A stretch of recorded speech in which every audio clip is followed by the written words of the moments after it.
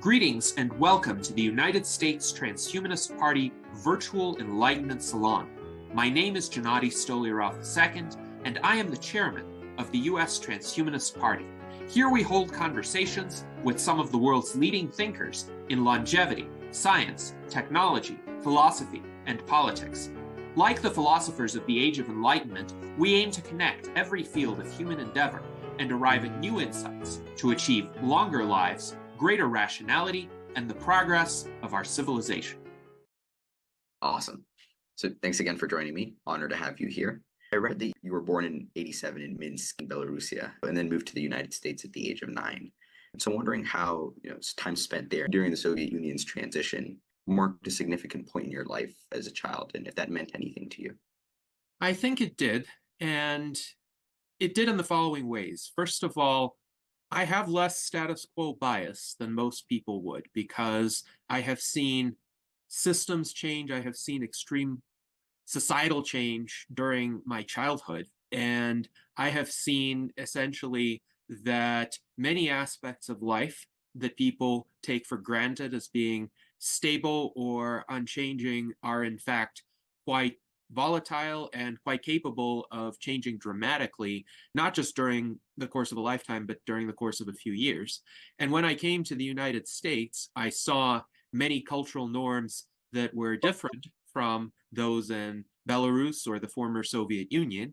And I saw both advantages and disadvantages to those cultural norms. So some aspects of life were clear improvements, other aspects of life, not so much. And what I learned very early on is not to accept anything wholesale as a singular package, but rather to differentiate among aspects that I find more favorable, aspects that I find less favorable, and use my critical thinking faculty to distinguish between them. And I think this has helped me to essentially formulate my own independent understanding of the world, my own personal culture even, as I sometimes like to call it, because I don't just accept what is given. I don't just conform to the environment or the society that I'm in. I try to figure out what is actually the best course of action and what flaws can be fixed, what ways are there to improve upon existing systems. Right. And so in some sense, sort of your tumultuous upbringing and transition, I'm guessing sort of guided you into sort of seeking science and reason and technology, I figure, played somewhat of a part in it, right? Yes. Well, what are some principles that are timeless, that work across societies, that transcend mere cultural norms?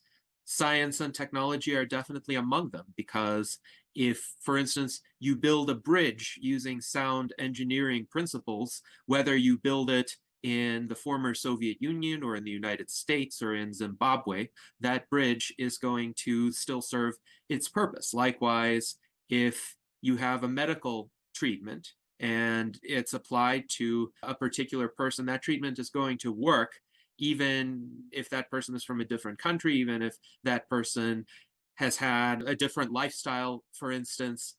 But whether or not that treatment works, obviously, is based on objective facts of biology. And those objective facts of biology can be understood through scientific pursuit, essentially. So I do think that there are principles that transcend time and space and culture. They're not merely subjective or intersubjectively agreed upon. They are objective laws of nature that we can understand and we can use for our benefit.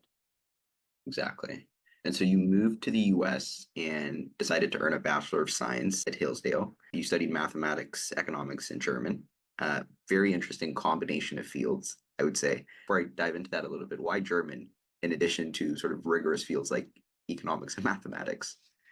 Historical path dependency. So what happened was that I had originally embarked upon studying economics as a major and mathematics as my minor, but I quickly realized I had enough credits to pursue a full-fledged mathematics major, and I was taking one German course per semester, essentially also realizing I could do a German minor, and I thought, very well, I'll be spending 4 years in college anyway, so I might as well get my money's worth. And then my third year of college, my German professor approached me, and I had some advanced placement credits as well. And he told me essentially, per semester as you have been taking thus far, that will suffice to get you a German major. So you might as well do a German major. However, the official course sequence essentially ran out of courses for me to take. So I had to work with the German professor to design essentially custom seminars where we studied German literature, mostly classic German literature from the 18th and 19th centuries. So think Goethe, Schiller, a little bit of German philosophy, Kant, of course. And that was an interesting experience, certainly, to delve deeply into the literature. And of course, I have also delved considerably into the Austrian School of Economics. So that was a nice supplement since Ludwig von Mises, Friedrich Hayek obviously were conversant in German and wrote their earlier works in German, though they both, of course, emigrated to the United States. So I think it was for general enrichment and my tendency to be a completionist. So if I embark upon a particular path, I want to get the most out of it, especially if I have the time to do it. Very interesting. So I guess it does serve a function in terms of studying the economics. And I know German's a pretty hard language as well. It's certainly not easy. So how did this sort of multidisciplinary approach to even you and your undergrad sort of define your later work? Well, I think I gravitated as a result of this interdisciplinary approach to the general worldview of the Age of Enlightenment. And the Age of Enlightenment didn't recognize these strict boundaries among disciplines the way that they exist in contemporary academia. The idea among most of the philosophers of the Enlightenment was that all knowledge is interrelated, all knowledge is ultimately about the same reality, just perhaps studying different aspects of it or in different ways with different focuses, but there are bridges that can be built across disciplines and ways to integrate these disciplines to form a more complete understanding of the human condition. And this is extremely important because, of course, in the 20th century, we had an age of hyper-specialization, and there have been so many people who were narrowly specialized in certain disciplines, and they know or knew a lot about a comparatively small fraction of human activity. And that's essentially what the contemporary PhD program is about. You learn more and more about less and less.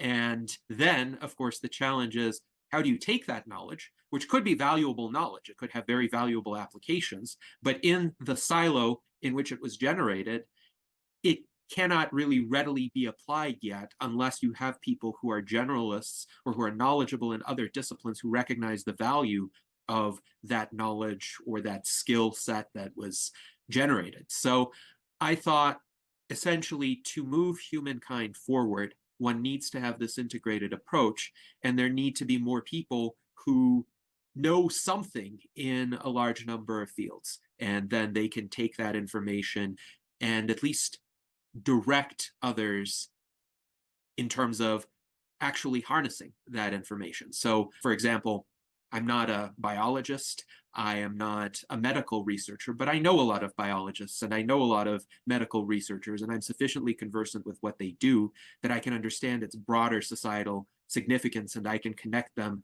with people in other disciplines who could help broaden the reach of their advances. Right. It does serve you very well to take sort of a polymathic approach these days. And I think we'll get to part of the reason why that might be even more necessary in the future. So you're an actuary and sort of you assessed financial risks using mathematical models. I'm wondering what drove you to that. You're very highly credentialed one at that, but what drove you to that to begin with in your early career?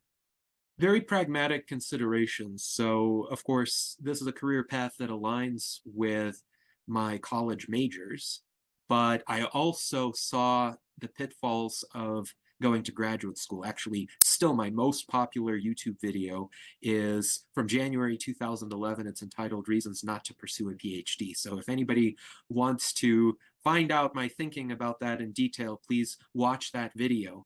But even earlier than that, in 2006, after attending a session hosted by my economics professors who described their experiences in graduate school, I realized the opportunity cost of that path is huge. And the effort involved is comparable to a full-time job, certainly, but less remunerative, less rewarding. And again, it seemed to me the outcome with a PhD is you know more and more about less and less. And I also realized to achieve outcomes in the real world, one needs to have resources. So I needed to find a way to finance my polymathic pursuits, essentially. So the choice to have a remunerative career right out of college essentially arose out of my desire to generate this funding mechanism. And I was exploring what careers were out there that could help me achieve that. And a lot of the other careers are similarly unappealing because one has to undertake a lengthy course of study and go into a lot of debt to reach a high earning potential. In particular, with law school and medical school, students will sometimes get into hundreds of thousands of dollars of debt. And essentially, they would be about my age in their mid-30s by the time they actually reach a positive net worth, even though their incomes could be substantial at that point in time. So I wanted to find a career where I did not have to go into the financial hole, where I could earn while I learn. And the actuarial field offers that because one can take exams, and indeed that's the expectation after one completes one's undergraduate studies, that one would pursue actuarial exams. And now there are various online courses and modules through self-study. And this is a flexible career choice because the exams are offered generally several times per year. One can pursue them at one's own pace. So if one needs to take a break for whatever reason, or even if one doesn't pass an exam, because these are some of the most rigorous and most difficult exams in the world, that is still a possibility. And on average, it takes people about 10 years from the time they begin to the time they get fully credentialed. So the ultimate credential that I received is the FSA, or Fellow of the Society of Actuaries, but I have various other professional insurance designations, 10 in total, because I pursued not just actuarial exams, but for instance, exams in areas like underwriting and reinsurance and insurance regulation and compliance, and those helped me as well in my career. But when I was in my second year of college, I realized I could start on the actuarial exam path. And in addition to my full course load, which ended up transforming into 3 majors, I studied for actuarial exams on the side. And in 2007, I began to study for the first exam, which was exam P on probability. And essentially, I used my breaks in between courses, I used my lunch breaks, I used my evenings and my weekends to practice problems that would be offered on the exam. And I reached out to Dr. Marcel Feinen of Arkansas Tech University because he had written essentially the first free actuarial study guide for exam P. And he had a lot of practice problems. They were very helpful, but he did not have step-by-step solution keys to each of the problems. So I wanted to make sure I did the problems correctly. And so I emailed him and I essentially made him an offer. The offer was, I saw he didn't have the detailed solution keys, so I would write the solution keys for him. In exchange, he would review my work and tell me if it was correct. And he agreed to do that. And I did this for essentially 3 months while I was studying for the exam. Then I took exam P and I got a score of 10 out of 10. So it's graded on a curve, of course. So a score of 10 doesn't mean you got all the answers correct, but it is the highest score available on that exam. And I realized, all right, I'm pretty good at this, so I will keep going. And I kept taking actuarial exams. It is easier to take them in college because they are synergistic with one's other studies. So I was taking courses in statistics and mathematical economics, for instance, and that definitely helped. It helped to be heavily steeped in math, in advanced calculus, for instance. So I'm glad I did that. By the time I graduated from college, I had passed 4 actuarial exams, and this was actually just enough to qualify me for my first actuarial job right out of college, right in the trough of the Great Recession. And sometimes I felt like everything I was doing in college, well, it was clearly extra, nobody else was doing it. But looking at what actually happened and looking at how high the bar was raised during the Great Recession to get a remunerative job right out of college, I realized I did just enough. And I happened to plan ahead and build in that extra studying, those extra pursuits into my activities, which enabled me to have the path that I subsequently did. But if I had just done what was expected of me or what was expected of people of my generation, that would not have happened. And I think my path in life would have been very different. But once you do something like that, once you get into a field like that, and especially reach the ultimate credential in the field, essentially you keep going. That's the path dependency aspect of it. Right. So if there's a core idea I've taken from that, it's that I shouldn't go to graduate school. Interesting. So is there any part of your actuarial role that's sort of tied into your broader interest in policy and technology? Well, actuaries, of course, have to be experts in assessing risk, and risk underlies all of our activities. If you think about what kinds of risk are insurable, there is just such a variety. So, of course, most people will have automobile insurance policies or home insurance policies or health insurance policies, though I myself am a property and casualty actuary by specialty.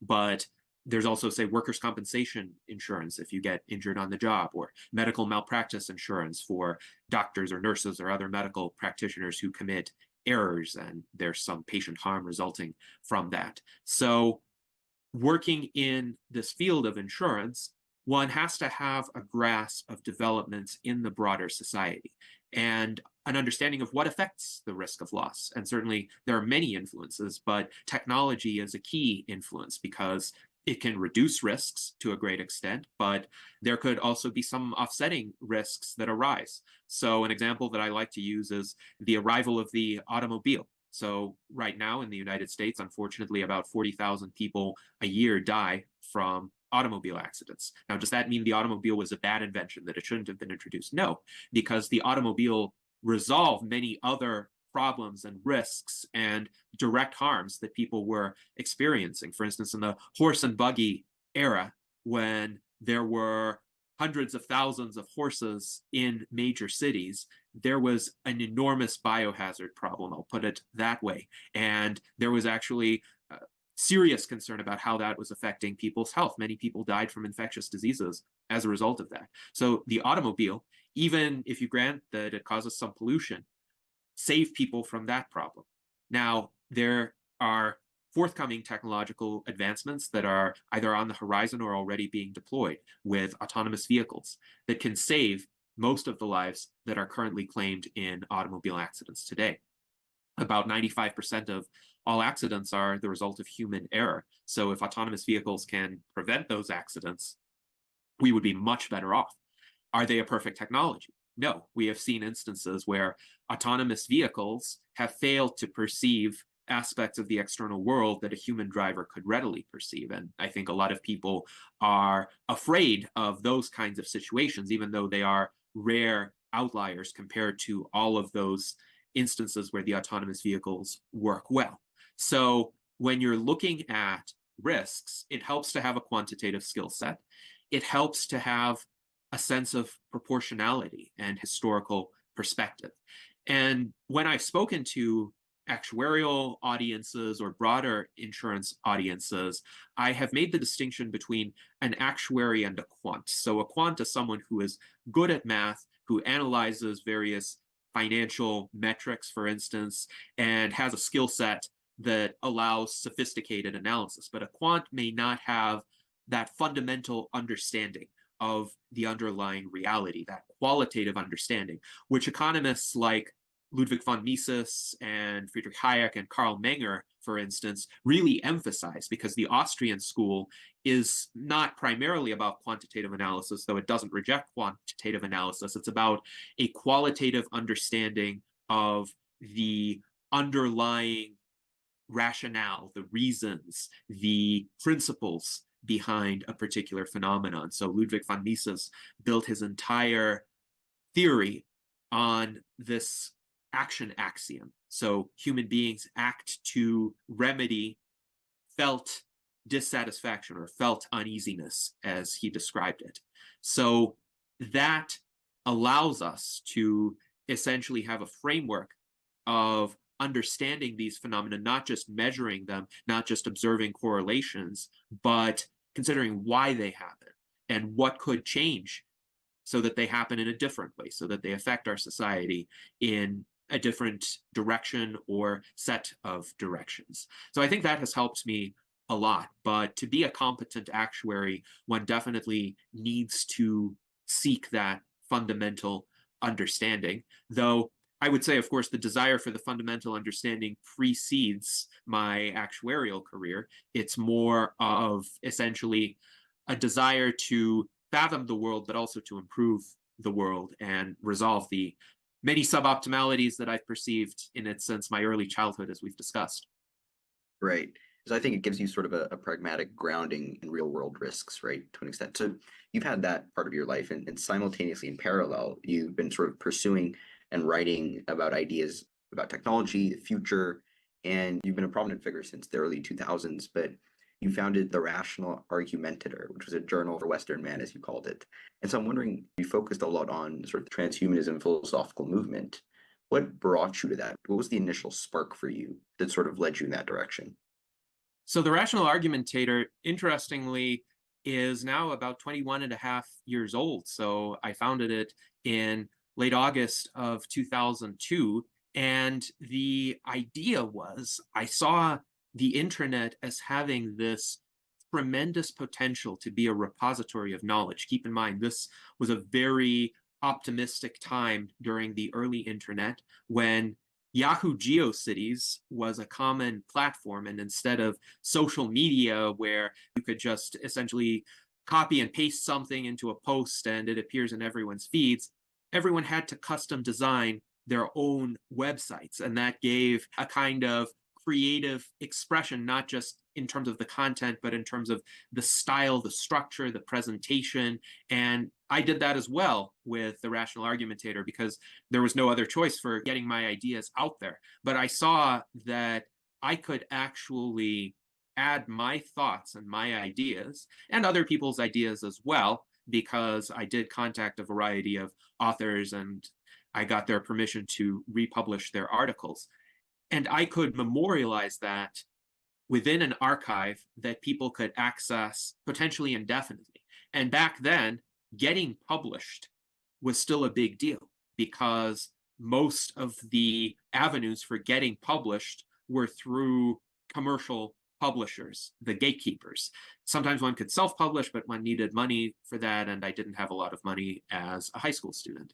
So I saw this as just this amazing way to get ideas out there, to express them, and to start changing people's minds, shifting people's worldviews toward what I thought would be a new age of enlightenment based on the ready availability and accessibility of information. So again, this was a very optimistic time where a lot of people during the early internet, not just I, but so many others, thought that if you only remove these institutional barriers to knowledge, if you only bypass the gatekeepers and you made information and knowledge freely available to everybody, then truth would win out over falsehood. People would clearly see what is true. They would access this free information because who wouldn't? I mean, books were expensive, but people bought books and people read books. So if you made the information free, if you lowered the cost of it, of course, more people would access more of it.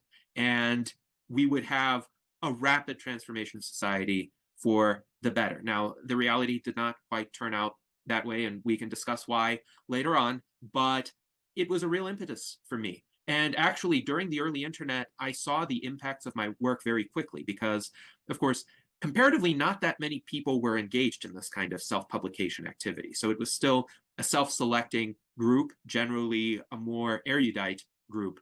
But I was on the debate team in high school, and I published certain articles on policy issues that interested me.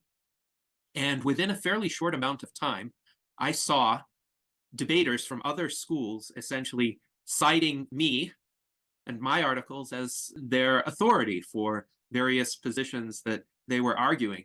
And I was gratified by that. And then I appeared at those debate tournaments, and some of them pointed out, well, I looked an awful lot like this person they were citing because I had my portrait up on the early iterations of the Rational Argumentator. So information did spread more easily back then. I think because it was a less crowded field in part, and in part because this technology of online publication was so new that by virtue of engaging in that field, one was on the cutting edge. So that was essentially the initial spark for the Rational Argumentator. And what has kept it going, it has transformed over the years. I think with the rise of social media, it has changed from just putting knowledge out there and hoping that people would become enlightened or very quickly transformed by it, to rather having a venue that is a bastion of high intellectual standards and that tries to essentially focus on what is important, on essentially the ideas, the principles that can guide the betterment of the human species. I think that is still a fundamental goal of mine, but now there's a lot more noise that we have to navigate through in order to reach that goal. Right. For anyone listening to this, it's an absolute treasure trove, and I think you should definitely go give it a read. A bunch of amazing articles. I mean, it's just remarkable. It's a beautiful repository, I think, of your work, and it'll be something that'll be really nice to look back at maybe a couple decades from now, and be grateful that you were so in on the early internet like that. It's remarkable. I guess there's a purity to that internet that definitely doesn't exist now.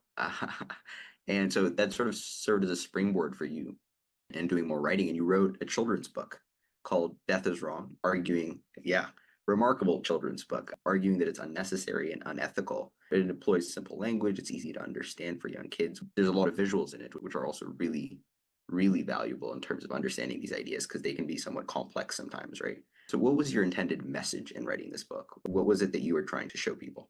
My intended message was to reach children who, like me, refuse to accept death as normal or natural or justified. And I would say this applies to most children. When they first learn about human mortality, their reaction is a combination of outrage, sadness, fear, because why do good people who have done nothing wrong or nothing seriously wrong have to be sentenced to a fate of non-existence?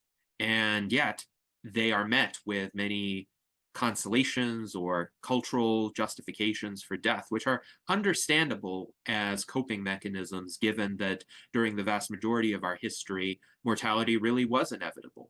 Scientific progress was just insufficiently far along for us to be able to do very much about it. So how do you keep going day to day, essentially, and not lapse into despair? So these coping mechanisms are understandable, but at some point in the advancement of our civilization, they become detrimental, because if a viable possibility exists that we could actually overcome this problem, then the large portion of our efforts and energies should be devoted toward that. And I want to motivate young people, instead of accepting death, to try to fight it, essentially.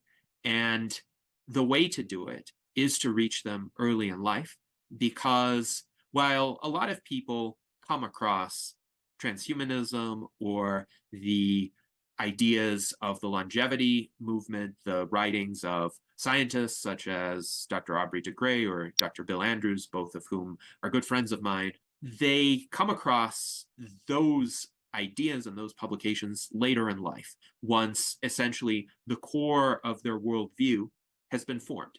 And there are some people whose worldviews are quite conducive to accepting those ideas, but there are others who have been culturally conditioned to such an extent that there's a lot of resistance, and there's a lot of these rationalizations, essentially, the idea that death is normal or natural or the will of God or the cycle of life, to wade through and to overcome before they can take the prospect of indefinite longevity seriously. So if one reaches them earlier, the probability that they would be more receptive to these ideas later on is maximized. And I also think that for kids who are inconsolable, like I was, it would be good for them to know that they are not alone, that there are people who agree with them, that they are working toward the same goal of overcoming mortality. And if these kids are interested in becoming scientists, technologists, advocates, philosophers, activists, whatever skill set they have that is most conducive to this cause, then they're welcome to do that. They're welcome to join our movement, which I think is the noblest and most ambitious cause in the history of our civilization.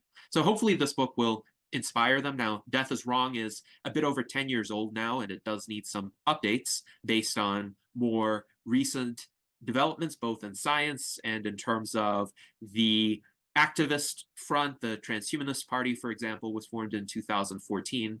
And I'm actually hoping that this year a computer game called Death is Wrong will be released as well. A friend of mine named Adam Alonzi is working with me and a team of programmers on it. And the first level of this game, it's a Mario Brothers style platformer game, essentially, is almost ready. It will be released, I think, very soon. And it will be hopefully motivation to crowdfund the rest of the game. But that's another way of reaching young people, computer games, which has become increasingly accessible these days compared to, of course, when I first started out with the Rational Argumentator, where really text publication was the only option for someone seeking to spread ideas. Right. So, I mean, as an avid gamer, I'm certainly going to be one of the first few to get that game. I think that's a really good way and sort of adapting and trying to get these ideas to a younger generation. I'm certainly going to push it as much as I possibly can. I love that. So in addition to writing, you then, as you mentioned earlier, in 2014, the Transhumanist Party was founded. And in 2016, you became the chairman of the Transhumanist Party. I'm wondering what sort of the biggest successes and challenges have been during your leadership. So the biggest successes, of course, have been the growth of the Transhumanist Party. We have about 4,400 members now, and we started with 3 because the founder, Zoltan Istvan, essentially ran it personally, and it was mostly essentially a rallying point around his personal activities, but I opened it up to membership among the general public. We've had a large amount of publicity, but not so much sensational publicity, but in-depth publicity, in-depth intellectual engagement, the kind of conversation that you and I are having, except multiplied by, let's say, 3 orders of magnitude. That, I would say, is the greatest accomplishment, the ability to go into depth on these issues consistently and systematically. I host on my YouTube channel our weekly virtual enlightenment salons every Sunday at 4 p.m. Eastern Time, 1 p.m. Pacific Time, where for about an hour and 54 minutes, we go into depth in an interdisciplinary manner on a variety of intellectual topics with often experts in particular disciplines, but we get the experts to branch out a bit as well so that the conversations are quite unique. So the virtual enlightenment salons are definitely an achievement. We have had a legislative success in the state of Nevada in 2019, where we were able to achieve a revision to one of the pieces of legislation that was proposed, Assembly Bill 226, which in the manner that it was proposed, would have infringed upon the rights of people to voluntarily augment themselves through microchip implants. And there were a lot of misconceptions about these microchip implants, the NFC or RFID tags.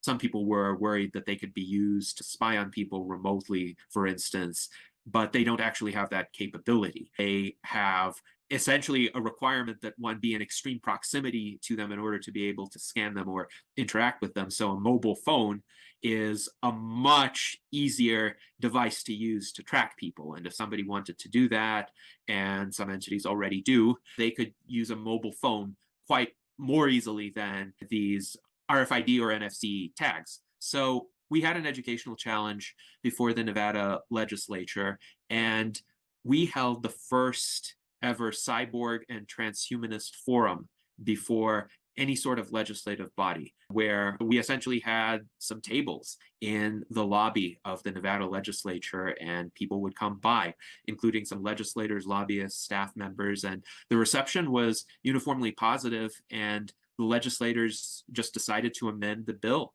based on a more accurate understanding of what these technologies were or were not capable of doing. So that was a major achievement. We've had, of course, two presidential campaigns since I became chairman. One was with Charlie Cam as our presidential nominee and Liz Parrish, the vice presidential nominee. Liz Parrish is, of course, quite famous as being the first person to ever receive a combination gene therapy aimed at alleviating aspects of biological aging. And now for 2024, we have our ticket of Tom Ross as our presidential nominee, Daniel Tweed as our vice presidential nominee. So that has garnered some publicity for the transhumanist cause. And I would say really the major enduring accomplishment of the Transhumanist Party is just to show people that politics can be done differently. So politics in the mainstream of the Republicans and the Democrats, the duopoly essentially, is extremely polarized, extremely adversarial. One tribe, the red tribe versus the other tribe, the blue tribe. And there is this demonization of half of the American population, whichever tribe you happen to belong to. The other tribe has to be evil and is out there to subvert American democracy or American values or what have you. And there's so little opportunity to actually solve problems because the duopoly has turned politics into this kind of zero-sum us versus them dynamic. So the Transhumanist Party shows that a different way is possible, a focus on the issues, a focus on transcending these wedge issues that dominate political discourse today and seeing how science and technology can actually solve those problems. And of course, in terms of actually getting elected, we've run some campaigns, also some campaigns at the local level. So we've run a campaign for Jennifer Hughes, who was a mayoral candidate in Camden, New Jersey. And she was actually the first candidate in several decades to challenge the Democratic Party monopoly over Camden politics. And she got enough petition signatures to qualify on the ballot to beat back a challenge to those petition signatures and to run a good race. She didn't win, but she did essentially rattle some of the incumbents in that jurisdiction.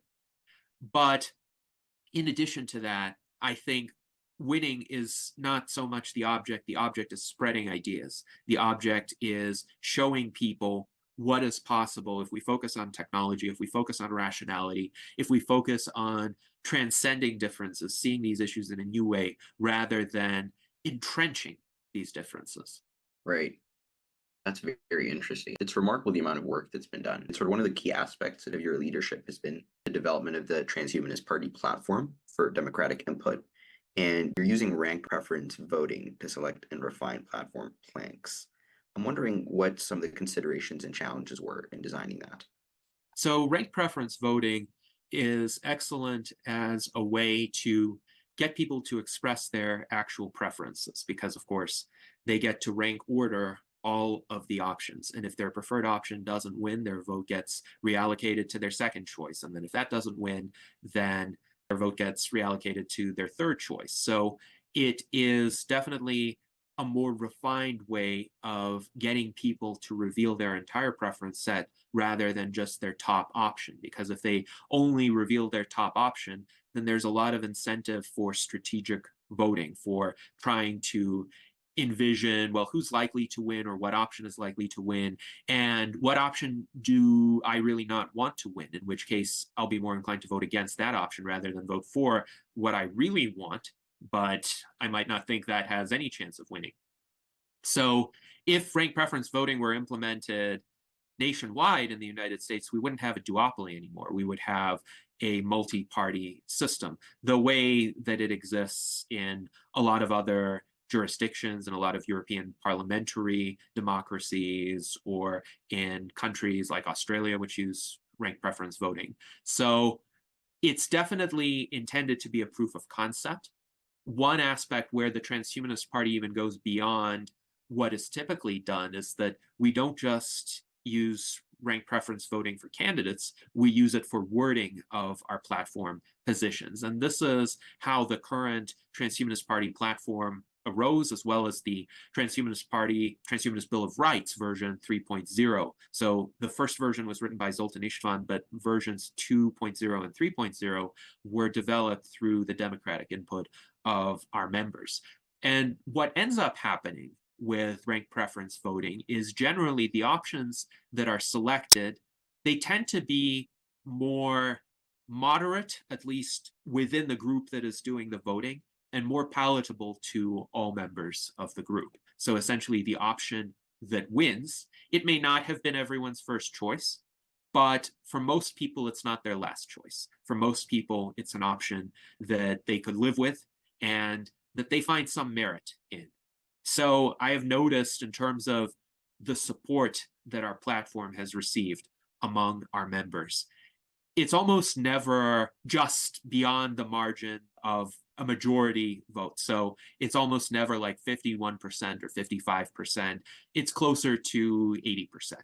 And that shows that our members are generally pleased with the outcome of the ranked preference voting. I wouldn't be surprised if that were incorporated into broader policy making and decision making in the United States, if American voters would also be a lot more satisfied with the political system and with policies as reflecting their actual preferences.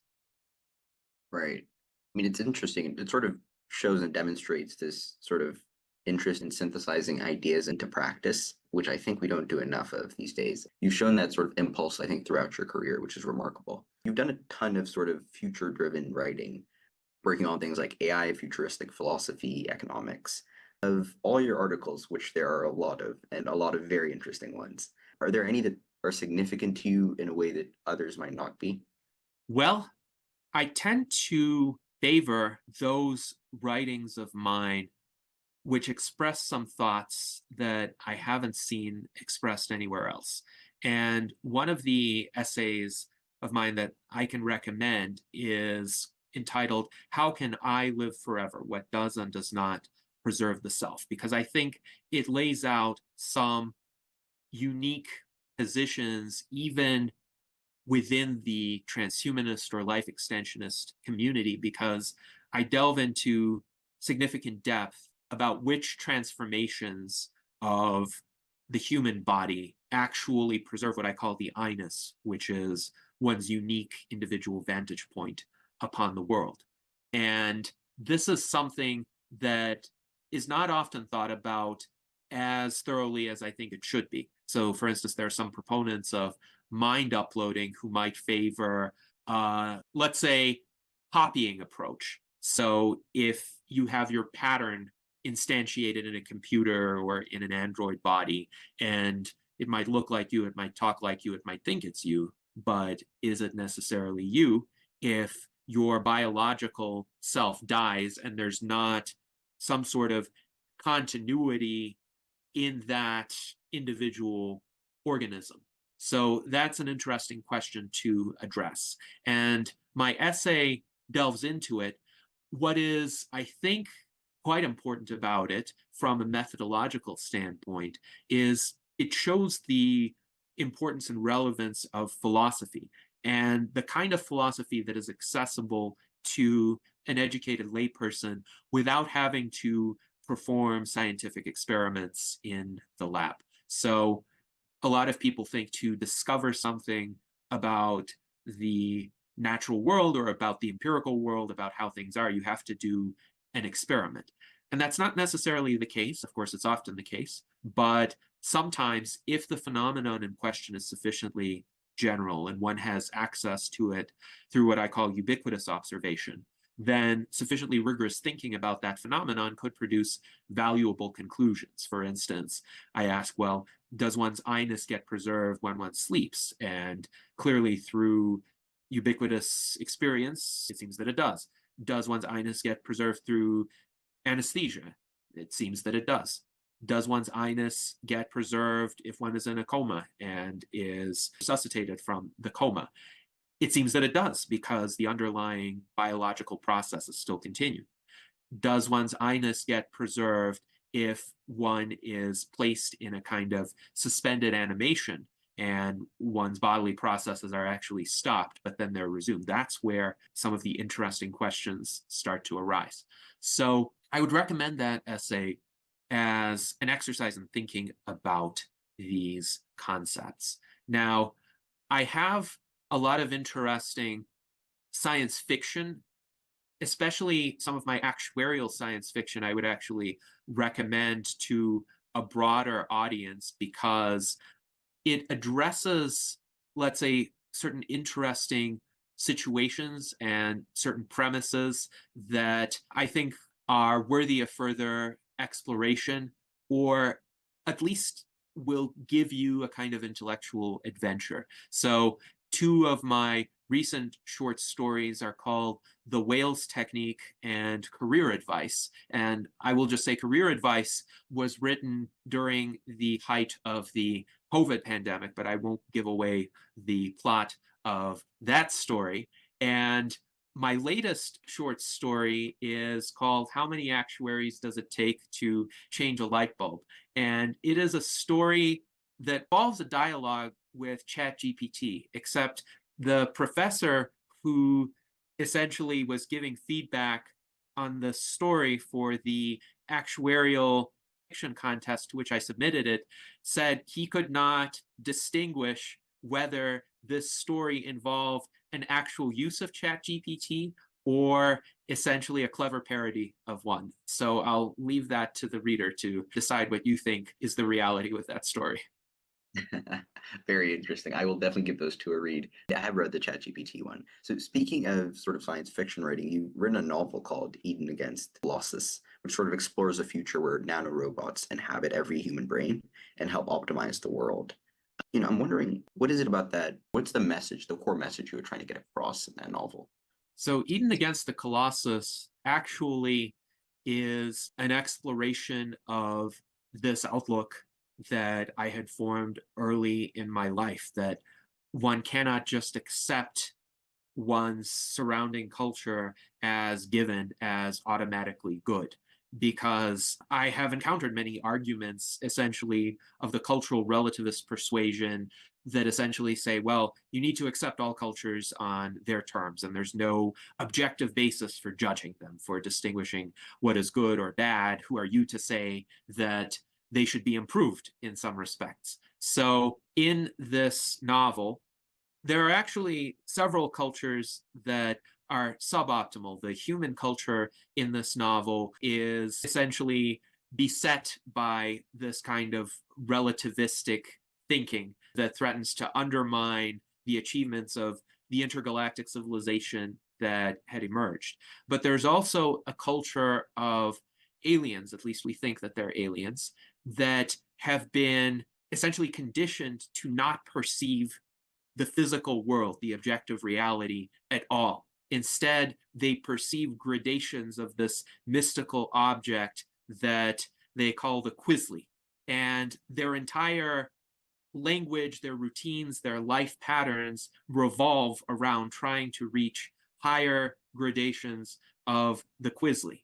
But they end up essentially destroying themselves in that quest. So there's this idea explored in the novel that there are cultural norms, there are entrenched approaches to life that are institutionalized within entire societies that could actually be detrimental and self-destructive, and that it takes a determined individual or a determined movement of individuals who challenge those norms and who perhaps can get people to adopt better approaches, more life-affirming approaches, approaches that are more consistent with the external reality. So it is very much, let's say, a small o objectivist kind of novel.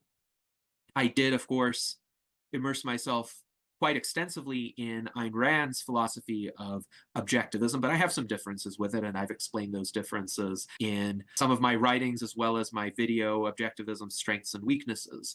But a lot of the fundamental ideas, like the fact that there is an objective reality, it can be understood through reason, and it is the reason of the individual, the rational individual mind, that is necessary and sufficient to understand that objective reality. So people need to have the freedom to pursue that understanding and the ability to innovate, be it scientifically and technologically or philosophically, in order to reach that correct understanding. So that's what the novel is about. It's a kind of science fiction mystery novel. Again, I won't give away too much of the plot, but again, if you're looking for an intellectual adventure, this is one avenue to have one. Another incredible read, I must say. How do you see sort of fiction writing as a whole as a tool for sort of futurist thought? Because it's an incredibly powerful one. Yes, I think it's important to consider that a lot of the actual technological advancements that we have were first envisioned by science fiction authors going back all the way to Jules Verne, but certainly science fiction authors during the golden age of science fiction, Isaac Asimov, Arthur C. Clarke, Robert Heinlein, played an important role in shaping our contemporary society.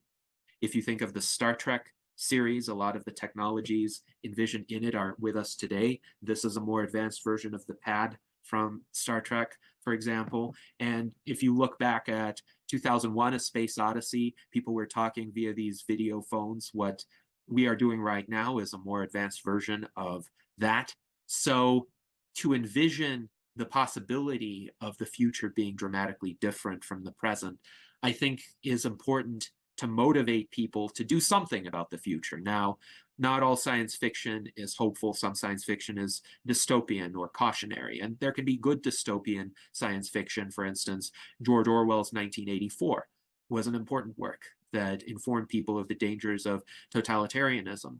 Ayn Rand's Anthem is another great work of essentially science fiction, even though it might not look like it at first glance, because it portrays a future primitive society where the main character essentially has to rediscover some basic technologies and choose to venture off on his own.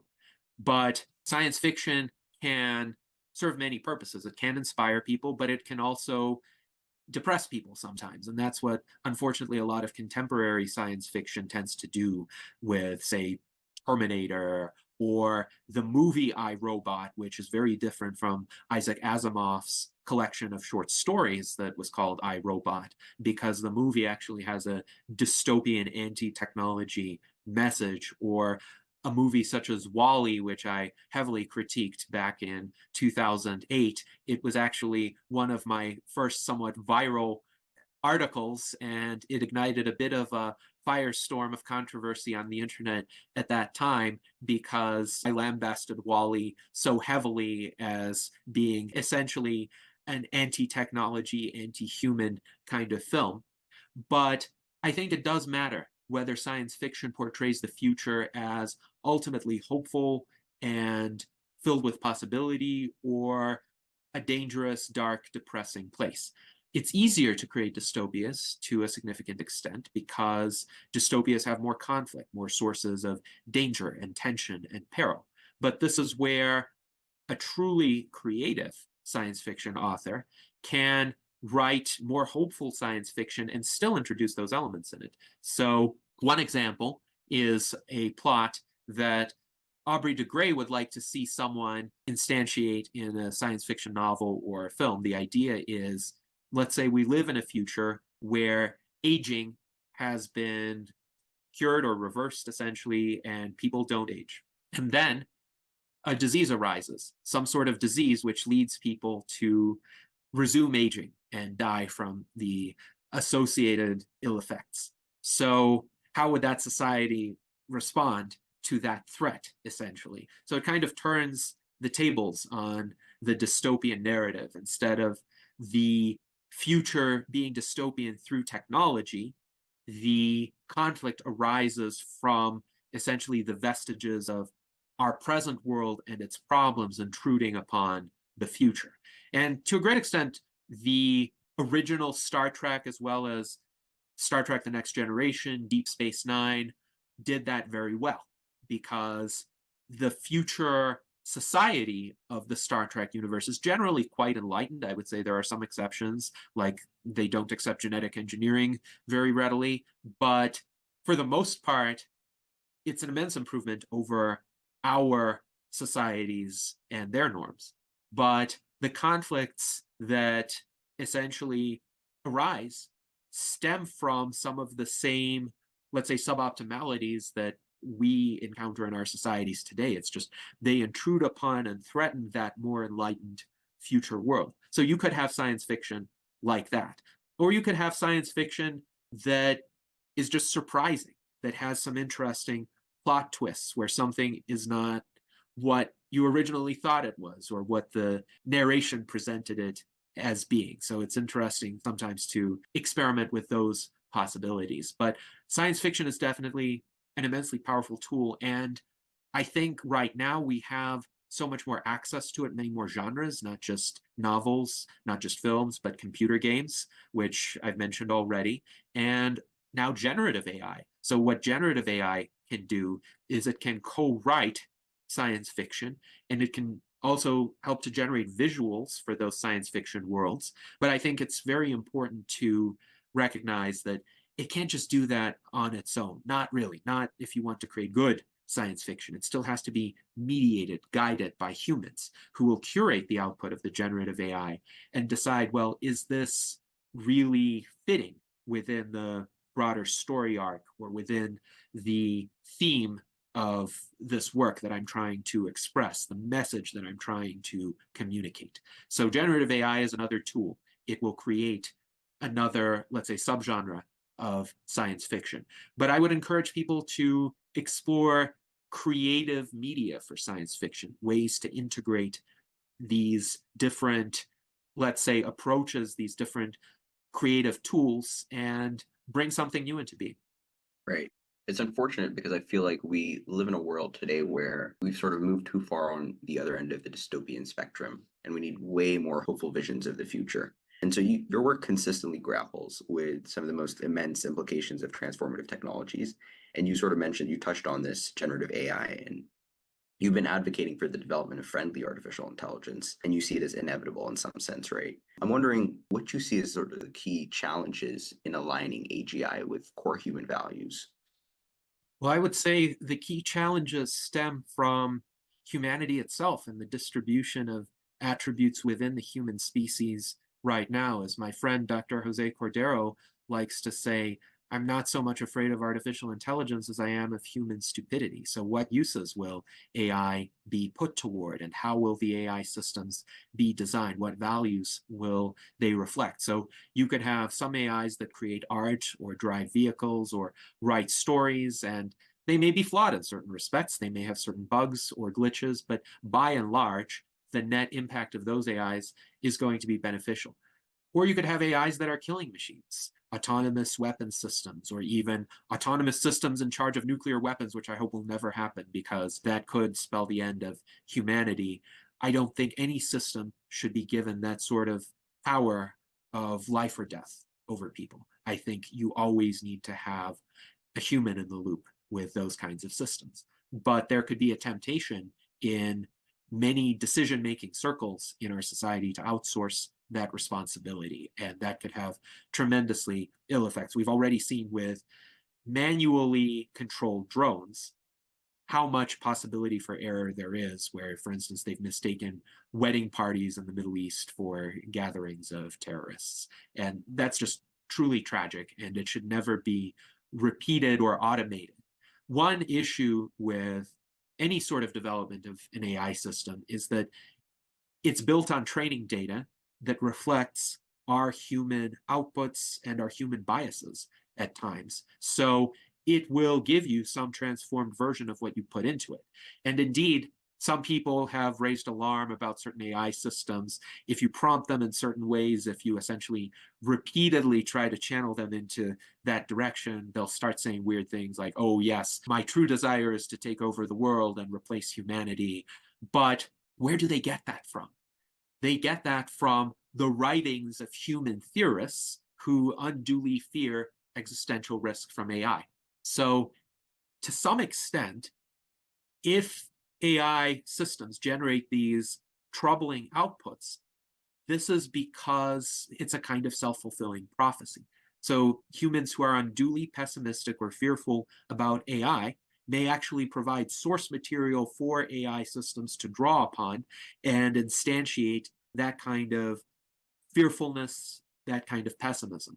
On the other hand, humans who design AI systems to reflect the best of our ideals and our goals, to reflect true human values for the benefit of our civilization, I think can lead to the creation of beneficial artificial general intelligence. So I do agree with individuals like Dr. Ben Goertzel who seek to develop beneficial AGI. And we don't have any AGI right now. And this is important. The large language models of today are not general intelligences. They're still narrow intelligences. They just impress us with certain capabilities, but clearly fall short in others. To develop a general intelligence that jumps across domains is going to require considerably more research effort. But it also, I think, requires that intention to develop systems that embody the best within us rather than just, let's say, run-of-the-mill humanity or the totality of what is out there. We've seen, for instance, in a much earlier system, Microsoft's Tay, which was released in 2014, it was essentially programmed to ingest people's tweets and form its ideas on the basis of that. And once Tay was let loose on Twitter, it became a Nazi in a few days because it couldn't distinguish. It didn't have that filter between what is truly valuable and what is toxic. So clearly, we can't have this kind of indiscriminate exposure to human outputs with AI systems, but I think we do need open source AI systems. Open source doesn't mean free for all. It means that the system design is transparent and people get to see the code, people get to contribute to it, people get to audit the system and detect any errors, detect any flaws. That way, also, you wouldn't get some of the fiascos that happen with certain proprietary AI systems. Google's Gemini is a good example of that. What if Gemini had been open sourced? What if instead of just having a ready-made product that was released right away and then people started finding these strange outputs, what if the code had been released on, say, GitHub, and there were experts who could look at this and say, well, look, we understand you're trying to address bias, you're trying to, let's say, have diverse people represented, but you still don't want, say, Asian Nazis or Black Vikings just because that's not historically accurate and it might indeed be contrary to your goal. So I think it's important to have the input of the best of us, and it's important to maintain this hopeful outlook that we can design AI systems that are aligned with our values and that will at least be on net beneficial. Will there be problems? Will there be controversies? Will there be challenges? Of course, there already are. But again, we have to look at it from the standpoint of what the benefits are as well as what the risks are. So transhumanism has this idea called the proactionary principle. And this is contrasted with the precautionary principle. The proactionary principle says we not only have to look at the benefits and risks of a particular advancement, but also the benefits and risks of the status quo, of not pursuing that advancement. And sometimes, often, it's quite clear that the risks of the status quo outweigh any sort of potential risks of an advance or the pursuit of an advance. So I think that is my general vision for the possibility of a beneficial AGI. But of course, this is an area that can be explored for a long time in great depth. Right. And I think it's also an area where a lot of the terminology is still fuzzy in terms of what it is that it describes, right? What's AGI versus superintelligence? What are sort of the bounding conditions for these things?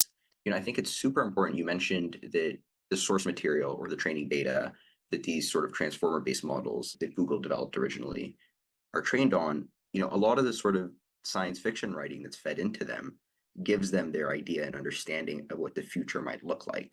And if a lot of our future, as imagined by us ourselves, is dystopian, it becomes a very obvious problem as these things get more and more sophisticated. And again, we're not at AGI now. I think when I sort of think of AGI, I imagine systems that are more grounded to sort of physics-based models rather than linguistic models. So I do agree in that sense. But you've also sort of written a bunch about another extremely consequential technology that AGI probably will play a big role in, but is not talked about as much now, I think primarily because we don't see a lot of the technological application for it, which is molecular nanotechnology.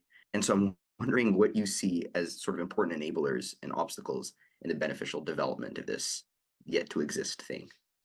Yes, so nanotechnology, of course, can achieve many of our fondest aspirations, including indefinite life extension, indefinite healthy life. Imagine if you could have nanorobots patrolling your bloodstream, essentially identifying any damage at the cellular level, repairing it, and relaying real-time information to you so that you could have essentially a display as if you were a character in a computer game that could show you all of your vital statistics about your health in real time. And you could then address any issues that arose very quickly. And yes, this could be a pathway to indefinite rejuvenation.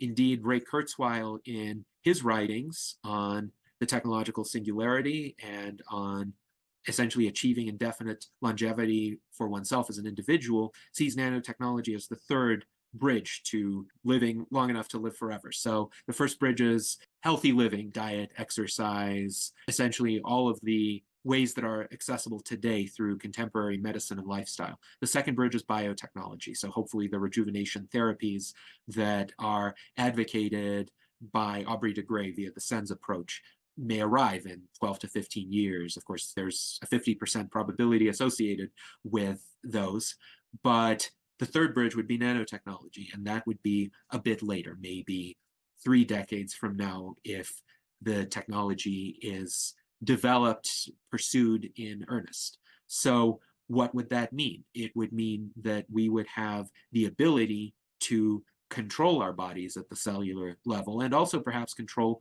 the external reality. So these nanorobots could potentially assemble or disassemble other structures as well. You could have enough of them build a house for you or construct a robot, a macro scale robot to perform productive tasks or build a spaceship.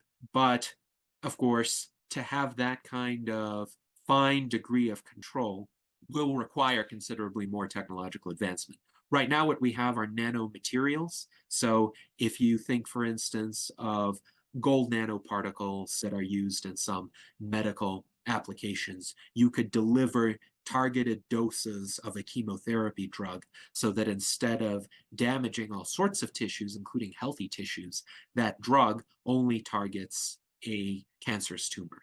So that's possible today. Or you can have nanomaterials, for instance, in the fabric of clothing to make the clothing more resistant to dust or stains or wrinkles. That exists today as well. But there are actually people in the technology community who were frustrated because when Eric Drexler published his book, Engines of Creation, he envisioned this world where nanotechnology could fundamentally be used to achieve any sort of technical goal or health maintenance goal, kind of building upon Richard Feynman's ideas in his famous lecture, There's Plenty of Room at the Bottom. And then that idea actually caught on and it got a lot of federal funding.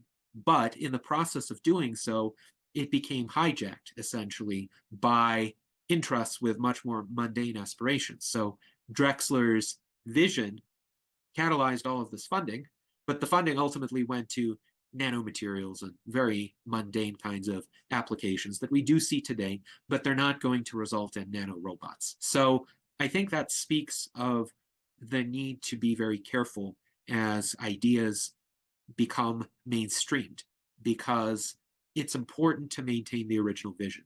It's important to continue to see that full scope of possibility instead of just saying, oh, here's something that's immediately profitable, some low-hanging fruit. Let's fund that. Let's give millions, if not billions of dollars to it. But then maybe the people who commercialize that technology are either content to commercialize it or they're even taken over by some very mainstream ossified establishment type of entity. And this happened even in the longevity field to some extent. So David Sinclair's work in the first decade of this millennium on sirtuins was actually quite promising. I'm not going to make a scientific assessment of that work, but it got acquired. His company, Citrus Pharmaceuticals, got acquired by GlaxoSmithKline in 2008. And then 5 years later, it was shut down. So a big pharma company took over this endeavor, got the intellectual property, couldn't make it work, and then just discontinued it. It didn't channel it into different research paths. Who knows, maybe sirtuins are not as promising as they were originally thought to be. Maybe there were some issues with the experiments and they couldn't replicate the experiments, hypothetically. But what is the justified response to that? It's not to shut everything down. It's to continue doing research on avenues that might work. So that's the danger. If you have these very short-termist or status quo-oriented institutions taking over the field. So with nanotechnology, my hope is that that area can be salvaged per the original vision that Eric Drexler had for it. Right. I mean, there's something extremely profound about nanotechnology in the sense that we can sort of engineer the atomic scale and, perhaps even be able to program it and have, programming languages for it. It's super exciting. How would you see society sort of adapting to something as disruptive as that? Well, I think a parallel would be what we do in virtual worlds already. So if you think of a virtual world like Second Life, which is actually quite old now, but a lot of people still immerse themselves in it, or Minecraft, which is a bit less inherently customizable, but people have found some amazing ways to customize it, building these vast structures and indeed working computers within Minecraft. So I think this extent of customizability just means that the distance between an idea and its instantiation will be greatly shortened. And we're already observing this to some extent with generative AI and the creation of art, for instance, including people who might not have certain technical skills as artists. So imagine that happening on a much grander scale with the entities in our physical reality. So if you want a particular kind of table, if you think of a certain design and you actually want to sit down at that table, you could have that table made for you. If you want to see, for instance, a particular kind of plant, you could potentially have that plant be generated for you. If you want to fly in a spaceship that looks a certain way, that operates a certain way, you might be able to do that. Again, this is very advanced nanotechnology that we're talking about, but there's nothing in the laws of nature that would preclude that kind of essentially molecular assembly from arising. But what that really means is that the human creative mind, our ability to conceive of potential futures, will really be at the center of this future. And this speaks to the importance of maintaining that creative autonomy as an individual. It is our greatest asset. It is why in all of my writing, in all of my works, I have emphasized the importance of rational individualism, of maintaining a kind of inviolate core of oneself, because that is what is going to actually implement all of these visions. And in the days of generative AI, we've seen that the importance of that self does not fade. It does not become obsolete. It becomes emphasized because who is writing the prompts? Who is actually imagining what they want the generative AI systems to create? Individual minds. And we need to amplify those abilities. So our Transhumanist Party 2024 presidential candidate, Tom Ross, likes to say that AI will help us to discover and develop what is truly distinctive about our humanity and to lean into those skill sets, those faculties. And I think with nanotechnology, that will be true to an even greater extent, except not just with art or writing, it will be true with the physical world. Right. I think there are some really, really deep ontological questions that remain as we enter this world that will be full of nanotechnology, because it's just going to be more and more game-like. And speaking of nanotechnology, sort of one of the things that it drives, hopefully will drive much more in the future than it does now, is radical life extension. That's been something that's been sort of a core focus of yours in the transhumanist movements. Sort of in recent years, we've seen some major breakthroughs, and it's become something that's gone from, perhaps impossible, unlikely, to quite likely, and could be widely adopted pretty soon. are some of the more promising paths of research that you've seen in longevity research? So I would say the most promising study being undertaken right now is not actually being done on humans, it's being done on mice, but it is the robust mouse rejuvenation study that is being conducted by LEVF, the Longevity Escape Velocity Foundation. It's the most current foundation founded by Aubrey de Grey. I'm actually on the board of directors of LEVF. I'm the treasurer, so I know a lot about the robust mouse rejuvenation study. So it started with 1,000 mice, which is historically unprecedented in and of itself. And instead of just applying one intervention, there are combinations of up to 4 interventions that are being trialed, because the idea is, of course, with the SENS approach, you don't just address one type of damage, you have to address all of them to some extent. And combination therapies can work much better than just individual therapies in terms of reversing the damage of biological aging and lengthening lifespans. And we're seeing in the preliminary results that this approach is being validated, though, of course, we have to wait a bit longer for the results to be statistically significant. But it is astonishing if you see that the cohort of the mice that have had all of the interventions is still more than 80% alive, and the cohort of the mice that didn't have any of the interventions is more than 50% dead. So that's a stark difference. Mouse lifespans are more easily modifiable than humans, but it's astonishing to consider that so many of the studies done on mice didn't actually follow the mice to the end of their lives. So sometimes with previous studies, there have been claims of rejuvenation benefits or improvements in the function of certain organs. And then at the cutoff time of the study, the mice were euthanized. And that was really unfortunate, because then the scientists didn't get to see what those interventions did to the total lifespans of the mice, how long those mice could have potentially lived, or whether there might even have been some long-term adverse side effects to interventions that are beneficial in the short term. All of these are very important questions to consider. So the robust mouse rejuvenation study is going to give us a lot of insight and a lot of answers and a lot of further possibilities to explore. I hope that the Longevity Escape Velocity Foundation will be able to raise significantly more funds to undertake future rounds of robust mouse rejuvenation studies. I'm certainly dedicated to helping make that happen. But in addition, I think it's important to consider other advances that are ongoing in the field. So gene therapy, for instance, is a rapidly advancing area, and indeed, various gene therapies have now been approved to treat individual rare diseases in the United States. But if you think of work being done on the cutting edge, one can look at companies like BioViva, which was founded by Liz Parrish. So Liz Parrish was patient zero for these gene therapies. She couldn't experiment on anybody else, so she chose herself as the experimental subject. And now BioViva is essentially partnering with entities that could help other people pursue gene therapies outside of the United States to treat various degenerative conditions. So I think that's quite a promising field.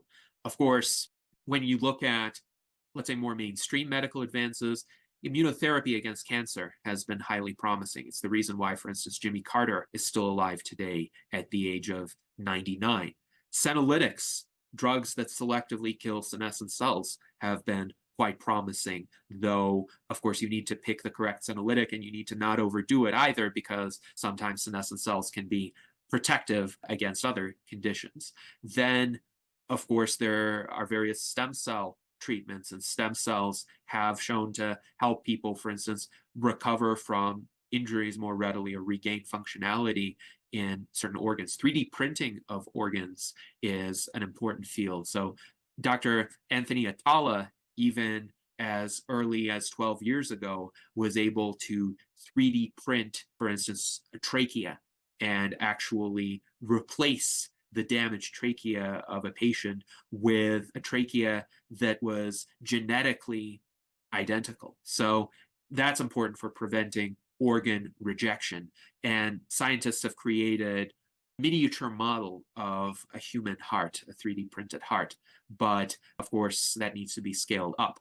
The potential for research there as well is tremendous. There are what are called organoids, which are essentially miniature versions of human organs. Obviously, they're too small to actually be usable in human beings, but you can study them and gain insights about human biology from them. So a lot of promising directions. I think it's important to note right now we still don't have any sort of panacea, any sort of way to significantly extend maximum lifespan beyond the current record of 122 years that Jean Calment set in 1997. But I'm hoping that that's going to change. I'm hoping that somebody might be able to, again, surpass the age of 120 this decade. And then soon thereafter, we'll have somebody surpass Jean Calment's venerable record. And then that will, I think, raise a lot of public attention. The moment we have somebody attain the age of 123, I think the world will start paying attention to anti-aging research and start thinking about, well, what can be done to actually enable all of us to live that long? Right.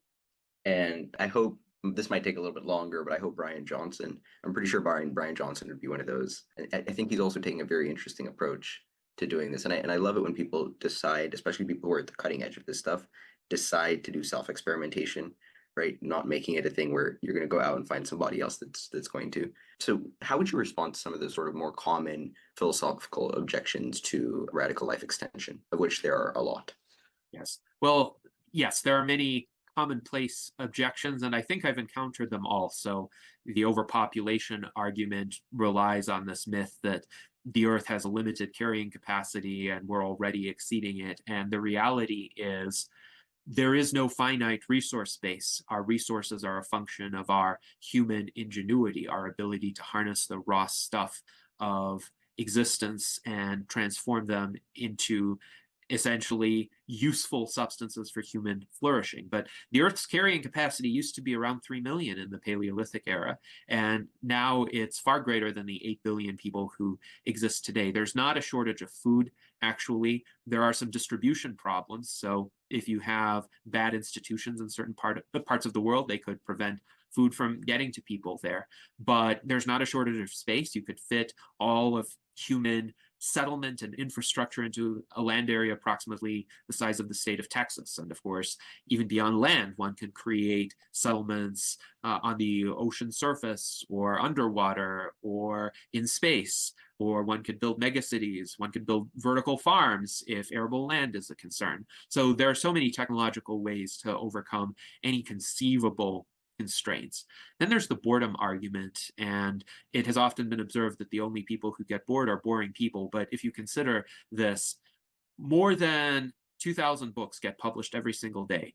How many books can an individual feasibly read, even if one were a speed reader? So maybe 2-3 books per day, though that would be extraordinary, I would say, and one would have to spend all of one's time reading. And there are so many other activities as well to pursue, and new creations that emerge daily, new works of art, new art forms, new virtual worlds, new places to visit in the physical world. So the opportunities are really inexhaustible. And really the only question is, does one have enough range of imagination to figure out what to do with one's time? I think a lot of people are locked into this idea that they will only have one particular routine or one particular career or one particular activity or a narrow set of activities that they will be confined to forever if they don't age or die. But that's not what that future would entail.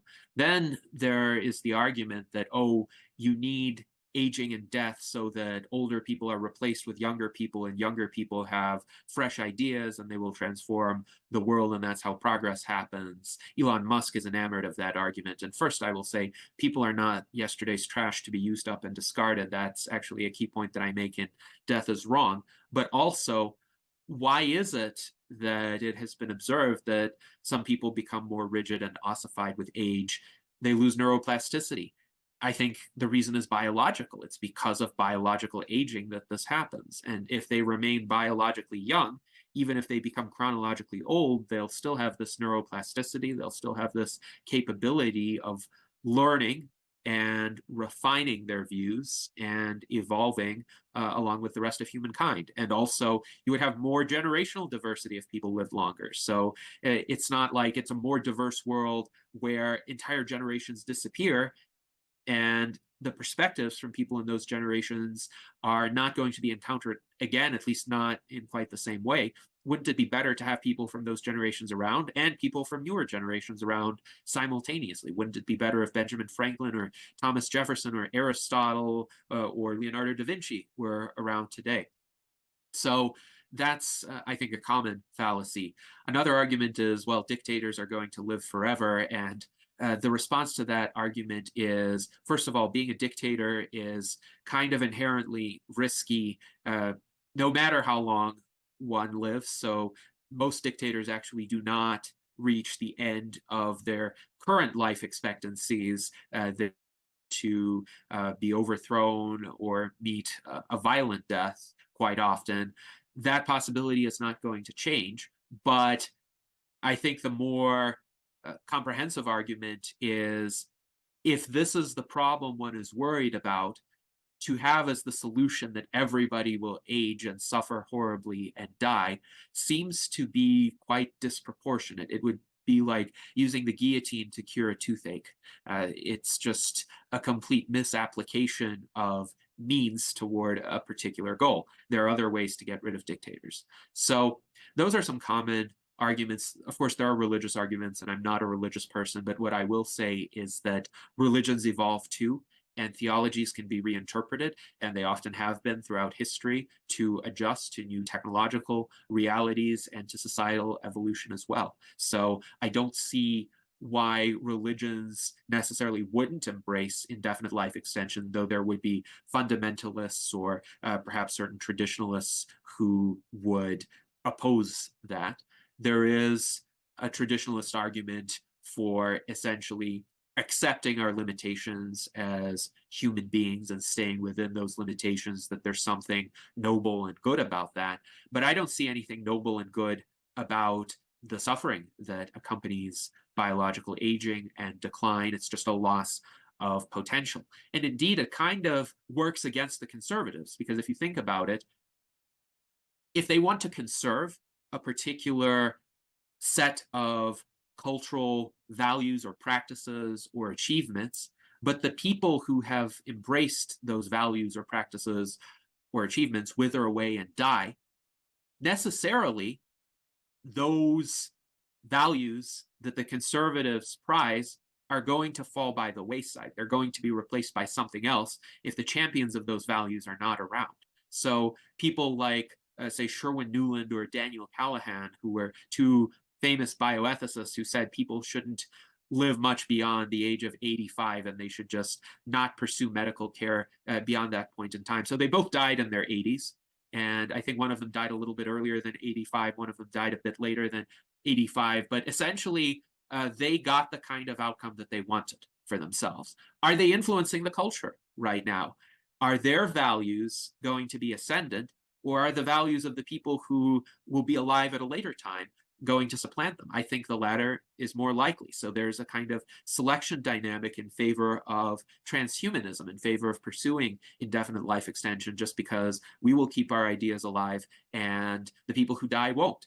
And the people who want to die say, well, children are essentially the way that they perpetuate themselves, and maybe they can impart some of their values to their children. But think about this: how many people remember their great-great-grandparents? Unless they were really famous individuals about whom a lot has been written and said, most people don't remember their great-great-grandparents. I don't remember my great-great-grandparents. And I think that's a tragedy, because if those people thought that by having children they could perpetuate parts of themselves, well, maybe for a little bit some memory of them would remain, but very quickly as the generations pass, that too will be gone. So those are some of the common arguments. There are various others, but it's interesting. I have never found any argument that was so compelling that I couldn't essentially immediately think of a rational refutation. So I don't really think that at the core for people it's about those arguments, that those arguments are their true reasoning. I think the true motivation is death is scary. And if one really confronts how scary it is, it can lead to some feelings of serious distress, which may, for some people, inhibit day-to-day functioning. So people will go to great lengths to avoid that. And they will go to great lengths to avoid really confronting the true evil of mortality, the true damage, the extinguishment of an entire universe that one's eventual non-existence would result in. So if they're confronted not just with this eventuality, but with the possibility that something could be done about it, but it's contingent, they may not want to get their hopes up.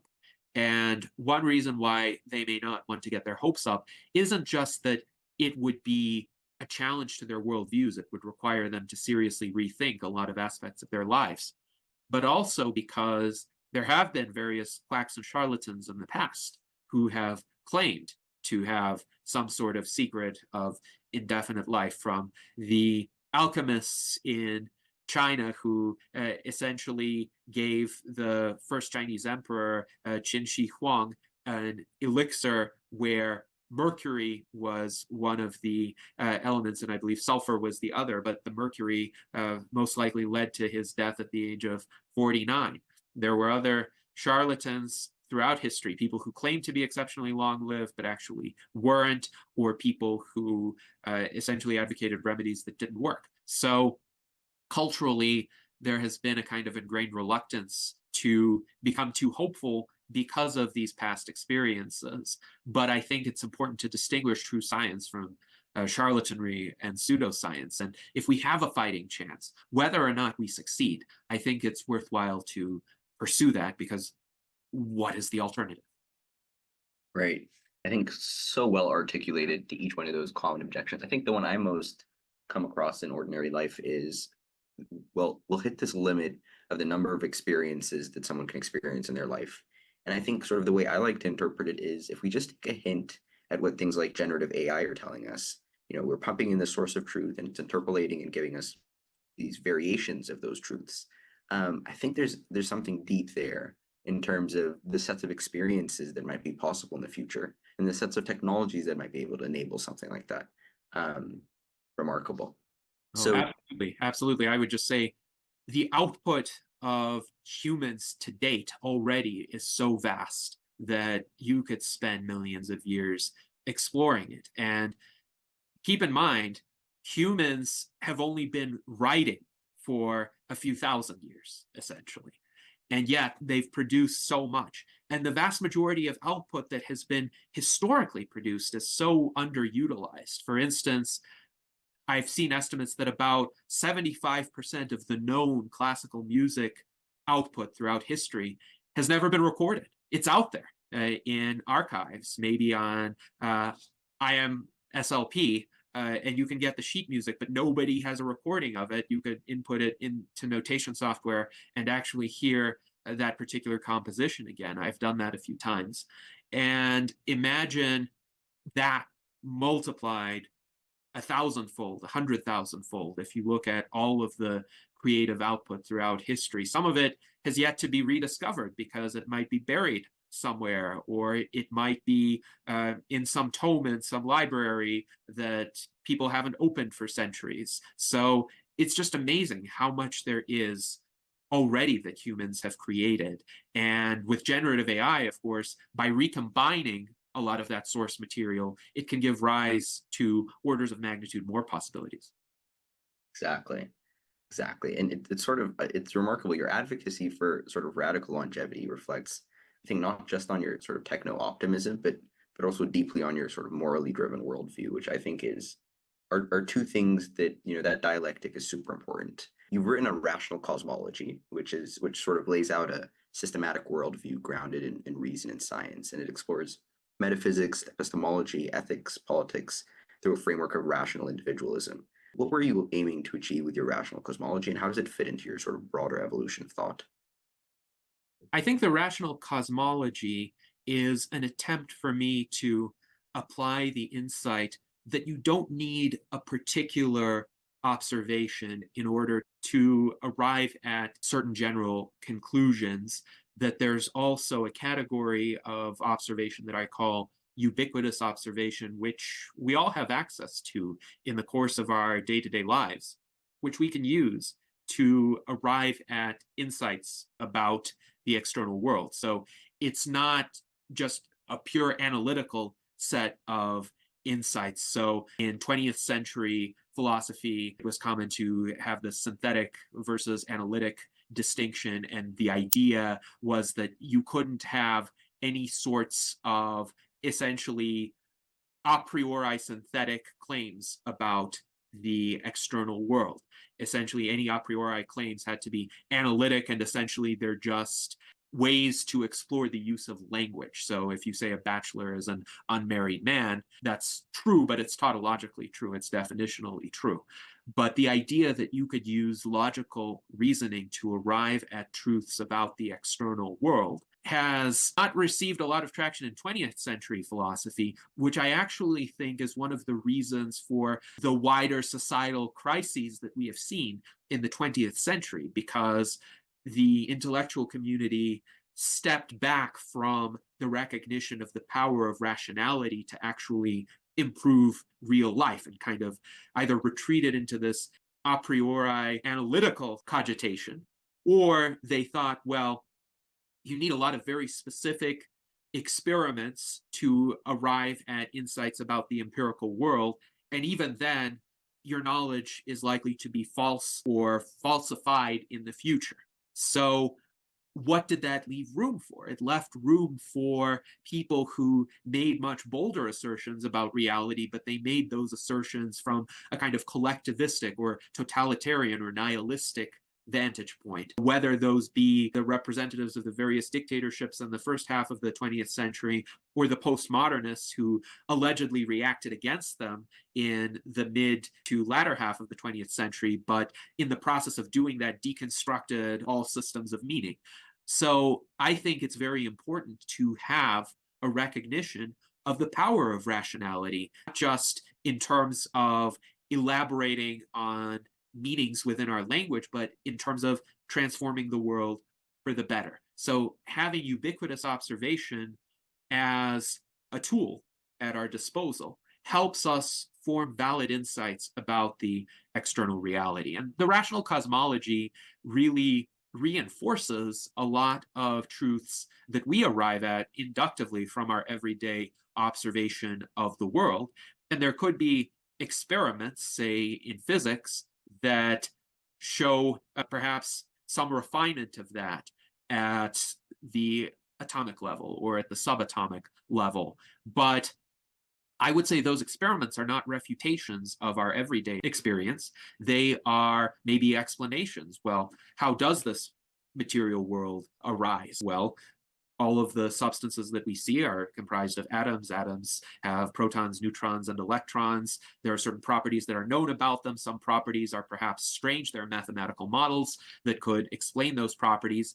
That doesn't mean that the world that we see on a macro scale is an illusion. That doesn't mean that we somehow imagine it, that it's all a function of the observer or any of these mystical interpretations, or I would say misinterpretations of relativity or quantum mechanics.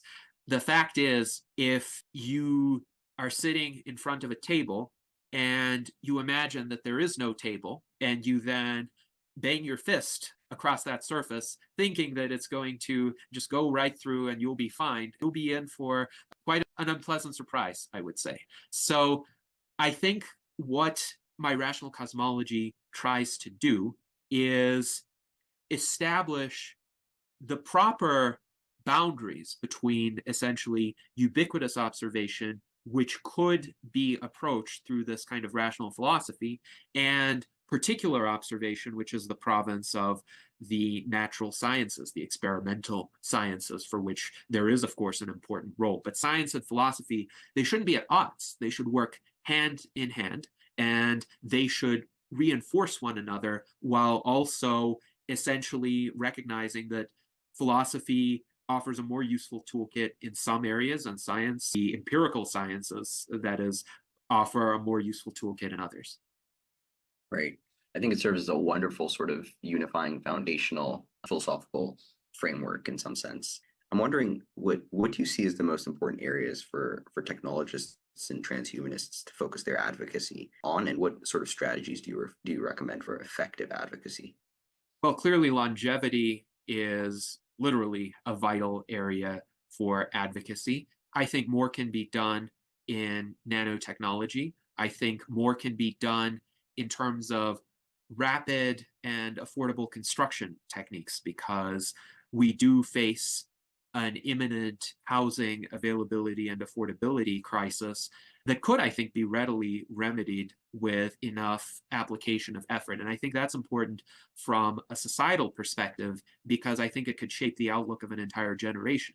The fact is, it's very difficult for young people starting out today to do even what I was able to do in the depths of the Great Recession. I could still buy a house that was relatively affordable, and I could pay off that house in 6.5 years. And I was essentially one of the last cohort to have been able to do that.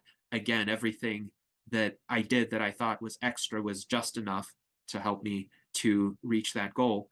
But today, somebody in a comparable situation, comparable college education, comparable starting salary, would not be able to do that because the housing prices are just so exorbitant. They're at least 2 times more expensive than when I was buying a home, sometimes 3 or 4 times more expensive, and mortgage interest rates are much higher. So how do you remedy that? Through a vast increase in supply. So I would encourage the development of 3D printing technologies.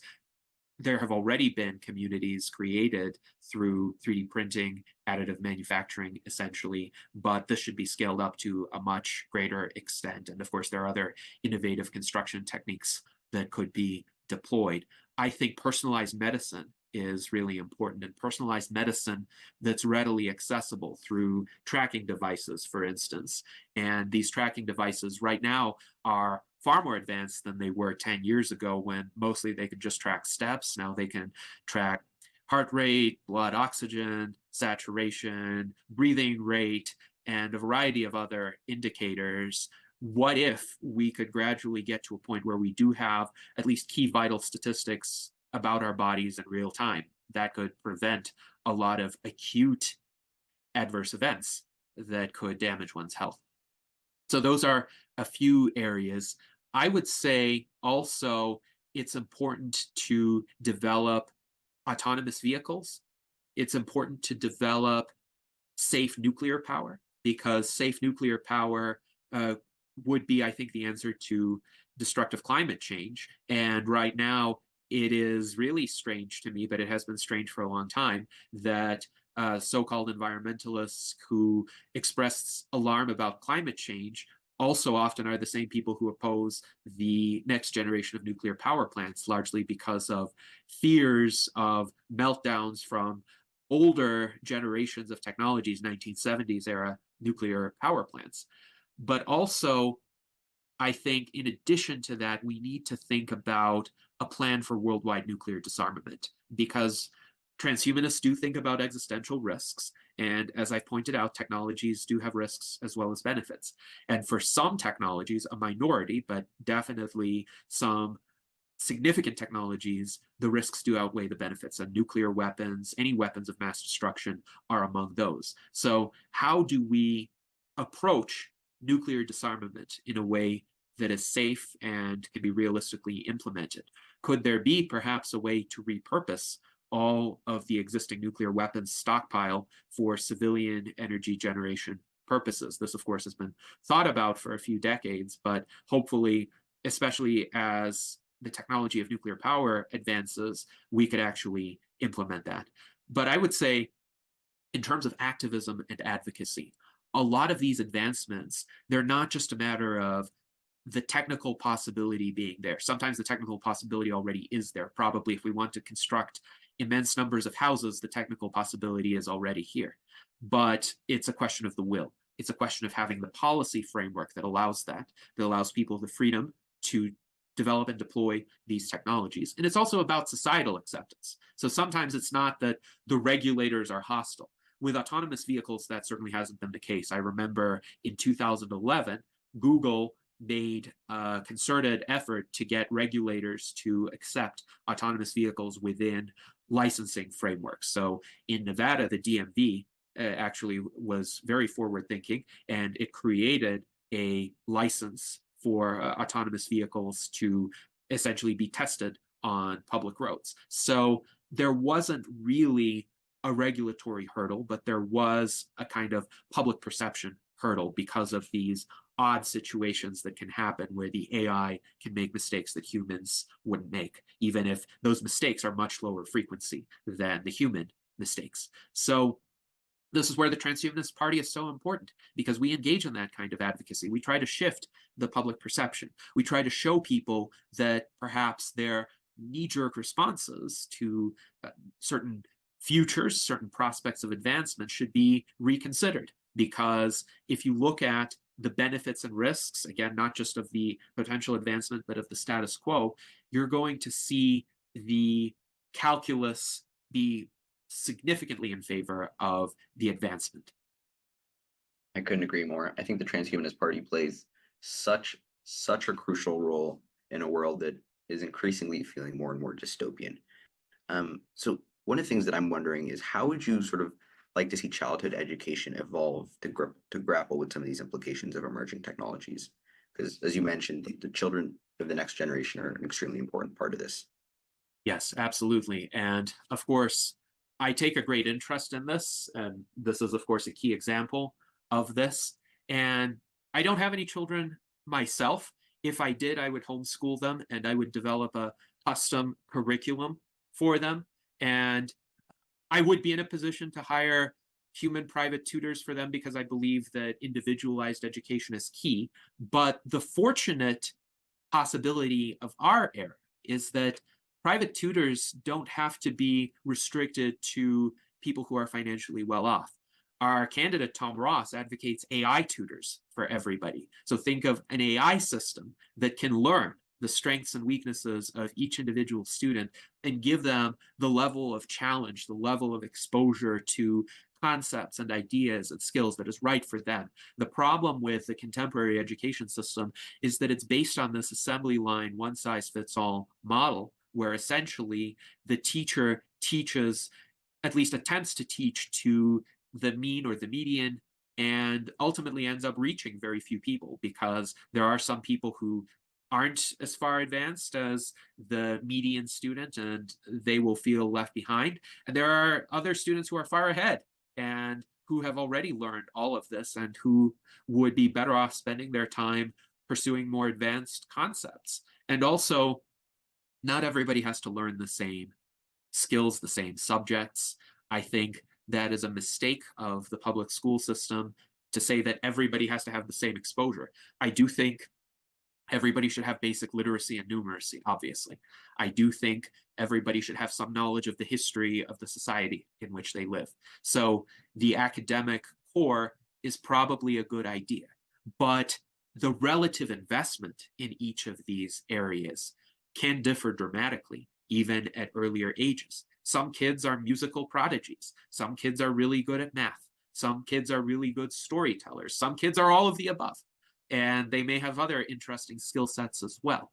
But the key with young minds is that they're incredibly flexible, incredibly plastic. They're capable of absorbing and learning new information to a far greater extent than adults. So learning a new language is a good example. This is why I can speak English without an accent, because I came early enough, essentially right on the cusp, actually, of that age. I have a friend who is the same age as I am, but he came to the US just a year older, and he still speaks English with a slight accent.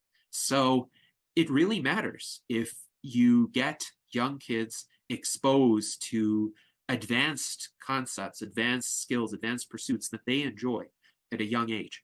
What troubles me about the mainstream public education system is it actually beats the enthusiasm for learning out of kids.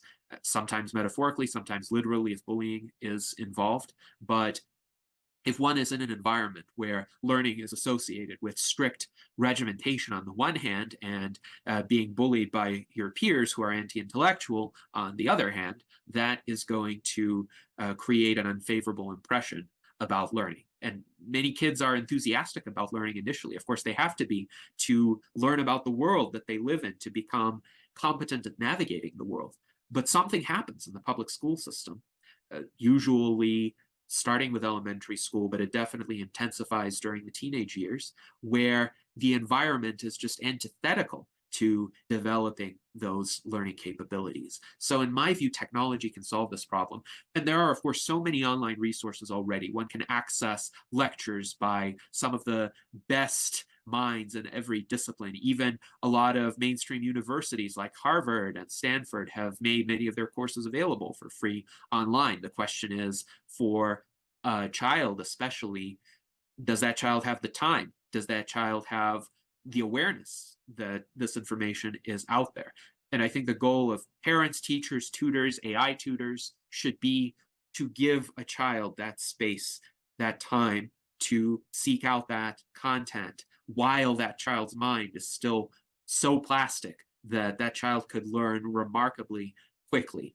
I don't think people are predetermined to be at a certain level of intellectual advancement. So I don't think that the geniuses among us were born that way, for instance. And I don't think that the people who show, let's say, poor reasoning skills or limited intelligence were fated to be that way. Something happened to them during their lives. And it could be a bad upbringing, it could be bad decisions, it could be even substance abuse, which can terribly damage a mind. But there's hope for every child. And I believe technology can amplify that hope. Absolutely. I think one of the things technology would be so useful in is sort of helping us adapt to differentiated learning rates with children. And it's an incredible, incredible force for good in that sense. And one I hope people adopt more. I think, everyone comes at topics at different levels of complexity, and we should be able to meet people at the complexity level that they're at. I remember growing up in high school, and even younger than that, elementary, MIT's open lectures used to be an incredible resource for me. But you have to have the drive to want to see it. And if it's not brought to you, sometimes you might not get that opportunity. So I think there's a need for this equal distribution of knowledge, and another sort of adapting to this differentiated learning rate. Yes. My last question, sort of in closing, is what in your view is the most valuable idea on the planet right now? The most valuable idea on the planet. I would say that it is possible to still be human, but to break free from the limitations that have historically accompanied humanity. And that is the most important idea, not just of transhumanism, but really of humanism, of what it means to be a human being. Because what it means to be a human being is to strive to overcome the limitations that one faces. So those could be limitations on the length of one's life, or the quality of one's life, or the material abundance that one experiences, or the state of the world. I think that is the key idea. If people thoroughly internalize it, they will have a sense of meaning, a sense of purpose, which all too often has been lost in our contemporary postmodern era, and that we need to regain. So if we accept this fundamental truth about what it means to be human, then we can keep the best about our current humanity, but we can make it so much better as well. Remarkable, so inspiring. And this has just been such a delight for me. Thank you so much for giving me your time. And it's been such an honor to learn from you and soak in all that wisdom. Yes, well, thank you. It has been a pleasure discussing these subjects with you, Daniel. I enjoyed it immensely as well. Awesome.